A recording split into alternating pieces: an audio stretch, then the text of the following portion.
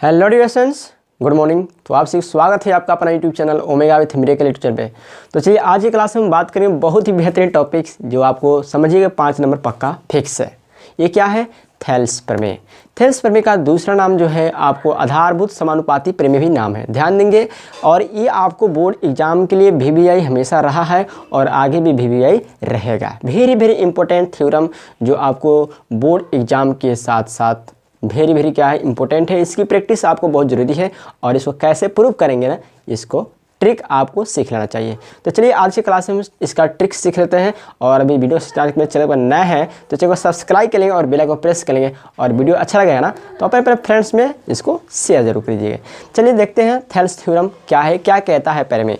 Thales प्रमेय यहाँ पर लिखा है कि एक त्रिभुज की एक भुजा के समांतर खींची गई रेखा अन्य दो भुजाओं को जिन बिंदुओं पर प्रतिच्छेद करती है वे बिंदु भुजाओं को समान अनुपात में विभाजित करता है। यानी कह रहा है कि एक त्रिभुज की एक भुजा के समांतर, चलिए इसको हम फिगर से बताते हैं कि एक त्रिभुज है और एक भुजा के समांतर कैसे कह रहा है। ध्यान देंगे, ये आपको क्या है, एक त्रिभुज है ना। यह एक त्रिभुज है, ABC क्या है, त्रिभुज है। ABC क्या है, त्रिभुज है। अब कह रहा है इस भुजा में, इस त्रिभुज में एक दूसरी भुजा, एक लाइन, एक रेखा DE खींची गई है ना। और ये DE क्या है, DE जो रेखा है वो BC के क्या है, समांतर है। तो कह रहा है कि अन्य दो भुजाओं को जिन बिंदुओं पर, यानी कि ये दो भुजा AB और दूसरी भुजा AC, दो भुजा एक AB और AC को क्या कर रहा है, दो बिंदुओं पर प्रतिच्छेद कर रहा है। AB को D पर और AC को E पर प्रतिच्छेद कर रहा है। तो कह रहा है कि सिद्ध कर देना है कि दो भुजाओं को, यानी कि जिन बिंदुओं पर ये काटती है उसको समानुपाती खंड में विभाजित करती है। तो क्या है, यानी कि AD बटा DB AE बटा EC, यही करना है, प्रूव करना है। तो चलिए इसको देखते हैं, लिख लेते हैं। लिखा हुआ भी आपको समझना चाहिए। तो लिखेंगे हल। दिया है कि ABC एक क्या है, त्रिभुज है। ABC एक त्रिभुज है जिसमें DE रेखा, ये दिख रहा है ना, DE रेखा, जिसमें DE रेखा है ना, DE रेखा दो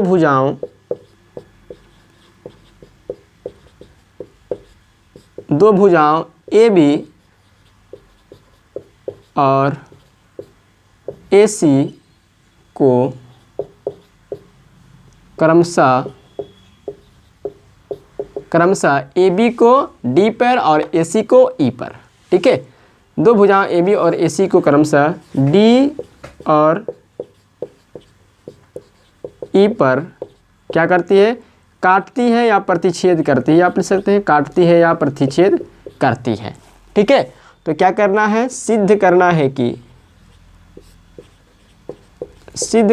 कि क्या समानुपाती खंड AD बटा DB बराबर AE बटा EC, यानी AD बटा DB बराबर है AE बटा EC के। यही आपको क्या कर रहा है, प्रूव करने को बोल रहा है। और चूंकि थेल्स प्रमेय इसलिए इसका नाम जाना जाता है क्योंकि इसका सर्च जो है थेल्स वैज्ञानिक ने किया था, थेल्स नामक ने किया था, है ना।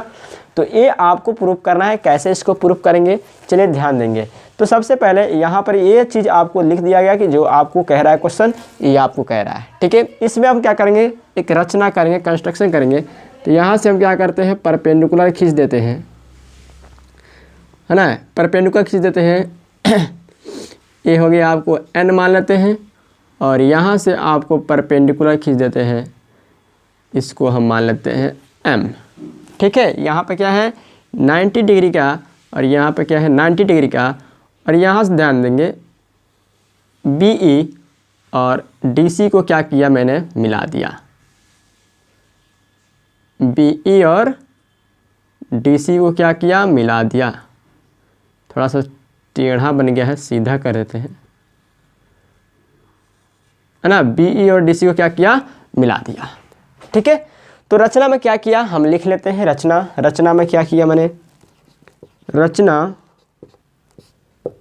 में आपको ये हुआ कि DN लंब ये DN लंब AC कॉमा EM DM। देखिए इसको थोड़ा सा हम पहले इसको M कर देते हैं, ठीक है, इसको बनाते हैं M और इसको बनाते हैं N, है ना। DM नहीं तो हो गया DM लंब AC और EN लंब AB खींचा तथा B से E को D से C को, यानी कि BE तथा है ना, BE तथा DC को क्या किया, मिलाया। ये आपको रचना है, ये करना पड़ेगा, ठीक है। तो मैंने क्या किया, DM लंब AC यानी कि D से M पर DM लंब AC खींचा और EN लंब AB खींचा, ठीक है। और यहाँ पर B से E को और D से C को क्या कर दिया गया है, मिला दिया गया है, ठीक है। तो अब हम चलते हैं प्रमाण में, कैसे इसको बनाएंगे। चलते हैं प्रमाण में, ठीक है।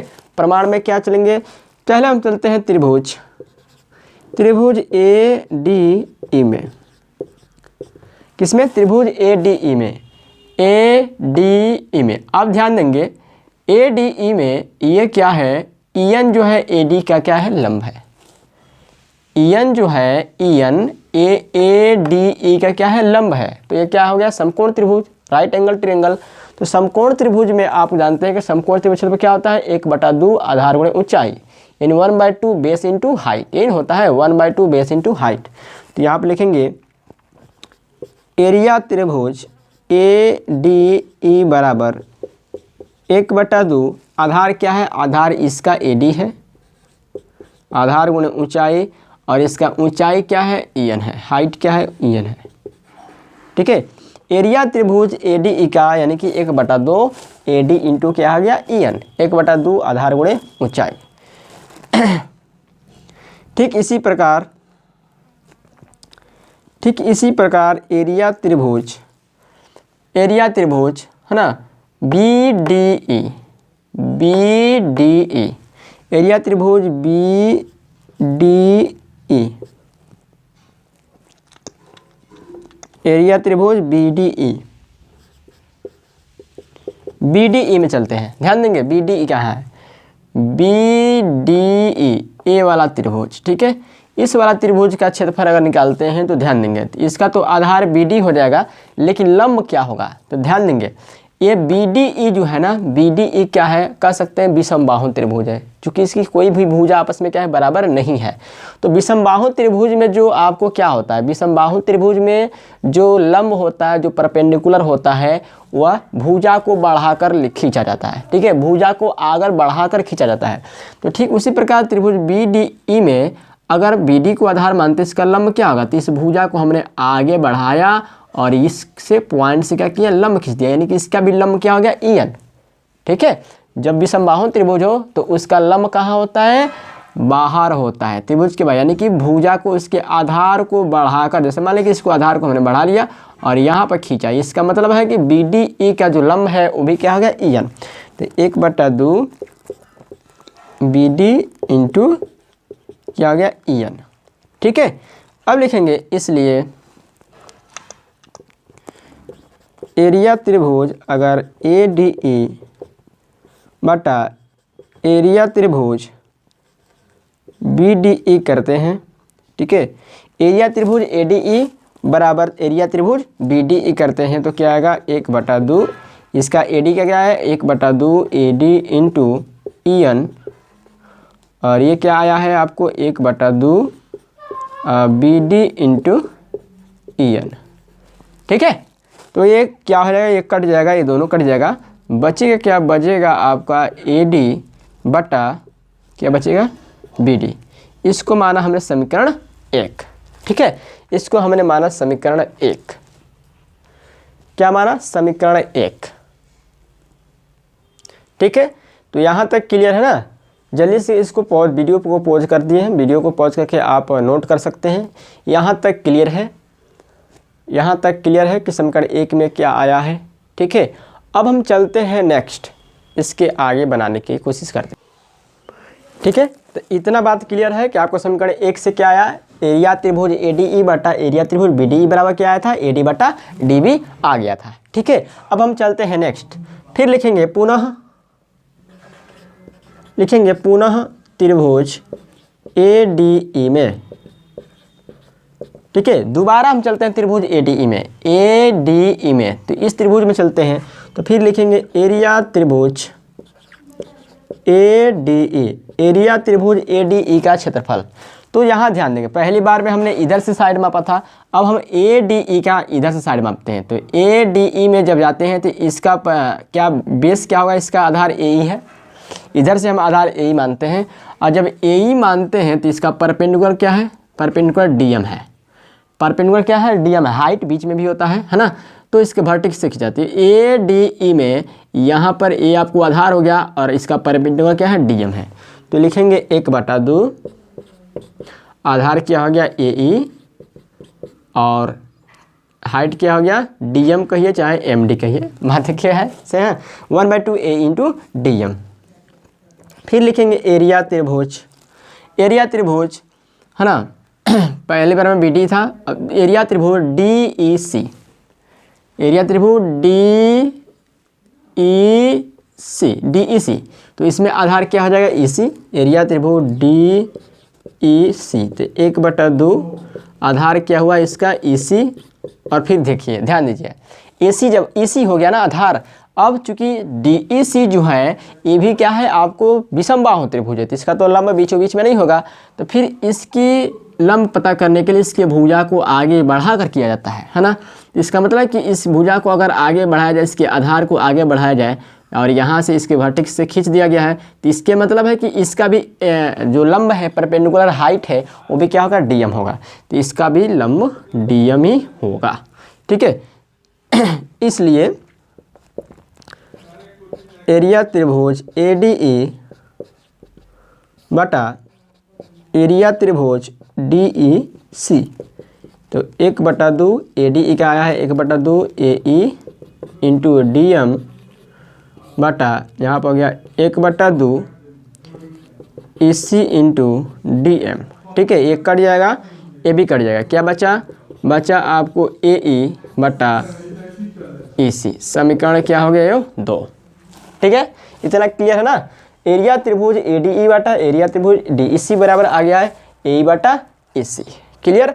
अब ध्यान दीजिए एक चीज़, आपको आगे चलते हैं, आगे क्या लिखेंगे कि देखेंगे त्रिभुज DEB है ना, BDE कहिए चाहे DEB कहिए, त्रिभुज BDE और त्रिभुज DEC, यानी A त्रिभुज है ना, A त्रिभुज और A त्रिभुज, A त्रिभुज और A त्रिभुज, कौन BDE और DEC दोनों त्रिभुज क्या है, उनका आधार एक ही है DE, एक ही आधार DE पर टिके हुए हैं और दो समांतर रेखा DE और BC के बीच बन रहे हैं, दो त्रिभुज।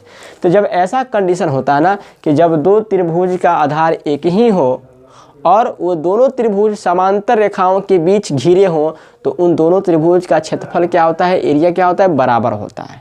ठीक है, एरिया क्या होता है, बराबर होता है। तो लिखेंगे हम, लिखेंगे यहाँ से इसको घेर देते हैं।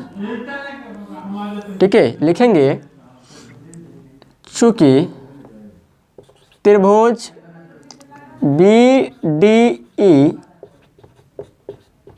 और त्रिभुज DEC एक ही आधार क्या DE तथा समांतर रेखाएं DE तथा BC के बीच बने हुए दो त्रिभुज हैं। क्या है, दो त्रिभुज हैं। इसलिए जब ऐसा कंडीशन आता है तो दोनों त्रिभुज का क्षेत्रफल क्या होता है, बराबर। तो लिखेंगे इसलिए एरिया त्रिभुज BDE का जो क्षेत्रफल होगा एरिया त्रिभुज DEC के क्या होगा, बराबर। इसको हमने समीकरण माना 3। ठीक है, एरिया त्रिभुज BDE बराबर हो गया एरिया त्रिभुज DEC। ठीक है, तो आप चाहे तो इसको समीकरण 3 माने या ना माने, मान भी सकते हैं। चलिए यहाँ पर हम कैंसिल कर देते हैं। ठीक है, इतना क्लियर है ना कि एरिया त्रिभुज BDE बराबर हो गया एरिया त्रिभुज DEC के, इतना बराबर हो गया। अब ध्यान दीजिए, अब हम चलते हैं समीकरण 2 से। समीकरण 2 में क्या आया जी, समीकरण 2 में आया है एरिया त्रिभुज ADE बटा एरिया त्रिभुज DEC बराबर AE बटा EC। ध्यान दीजिए, एरिया त्रिभुज BDE किसके बराबर है, DEC के। तो ये जो BDE दिख रहा है ना, सॉरी, ये जो DEC दिख रहा है, एरिया त्रिभुज जो DEC दिख रहा है, इसके जगह पर हम BDE लिख सकते हैं कि नहीं। ध्यान दो, एरिया त्रिभुज BDE मैंने तो BDE का जो क्षेत्रफल है DEC के क्या है, बराबर है। तो इस DEC के जगह पर हम BDE लिख सकते हैं। तो लिखेंगे इसलिए एरिया त्रिभुज ADE बटा एरिया त्रिभुज, और इस DEC के जगह पर DEC की जगह हम लिख देते हैं BDE, और जो दिया है उसको हम लिख देंगे AE बटा क्या, EC। इसको हमने माना समीकरण 3। और क्यों, क्योंकि ऊपर आपको लिख लिया है कि एरिया त्रिभुज BDE बराबर है एरिया त्रिभुज DEC के बराबर है। अब देखिए समीकरण 1 यहाँ पर है, और समीकरण 3 को ध्यान से गौर से देखिए। समीकरण 1 और समीकरण 3 ध्यान से देखिए। समीकरण 1 में क्या दिख रहा है, एरिया त्रिभुज ADE बटा एरिया त्रिभुज BDE क्या है, AD बटा DB है। ठीक उसी प्रकार यहाँ पर एरिया त्रिभुज ADE बटा एरिया त्रिभुज BDE। देखिए एरिया त्रिभुज ADE बटा BDE इधर भी है, एरिया त्रिभुज ADE बटा BDE इधर भी है। तो जब ये दोनों साइड है ना, जब ये दोनों साइड आपस में क्या है, बराबर है, तो ये दोनों साइड भी आपस में क्या हो जाएंगे, बराबर हो जाएंगे। क्लियर है, तो लिखेंगे इसलिए समीकरण 1 और 3 से, समीकरण 1 और 3 से क्लियर हो गया कि जब ए साइड आपस में बराबर हैं तो ए साइड भी आपस में क्या हो जाएंगे, बराबर।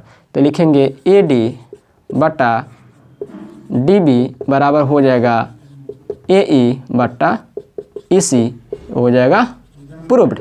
यही है आपको थेल्स का प्रमेय। ठीक है, तो इसको आप कॉपी कर लें, ध्यान से एक बार और इसको रिवाइज कर लेंगे और इसको बनाने का प्रैक्टिस कर लेंगे, और आपको 5 नंबर्स का आएगा। क्लियर है, आपको ठोक के 5 नंबर जरूर मिलेगा। ठीक है, वीडियो अच्छा लगा तो लाइक कर देंगे, और नेक्स्ट क्लास में हम आपको लेके आएंगे थेल्स का प्रमेय का विलोम। इसका अभी इन्वर्स भी पूछता है, इसका विलोम भी पूछता है। ठीक है, तो अगर ये समझ में आ गया ना, तो समझिए कि विलोम तो क्या है, चुटकी में बन जाएगा। ठीक है, तो वीडियो को लाइक करें, दोस्तों में शेयर करें फटाफट, और चैनल पर नया है ना तो चैनल को सब्सक्राइब कर लेंगे और बेल आइकन को प्रेस कर लेंगे।